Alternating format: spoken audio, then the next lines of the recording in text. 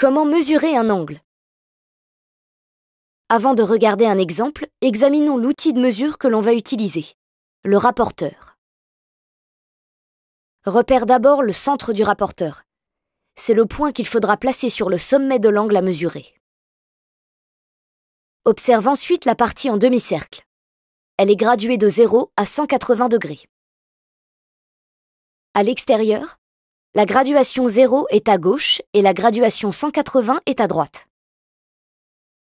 À l'intérieur, c'est l'inverse. On a 0 à droite et 180 à gauche. Maintenant, voyons comment utiliser ce rapporteur pour mesurer un angle. Imagine un angle BAC dont on cherche à déterminer la mesure en degrés. Pour cela, on place le centre du rapporteur sur le sommet de l'angle. Ici, le point A. On fait pivoter le rapporteur autour du sommet A pour aligner l'une des graduations 0 degré, ici la graduation intérieure, avec un des côtés de l'angle, ici AB.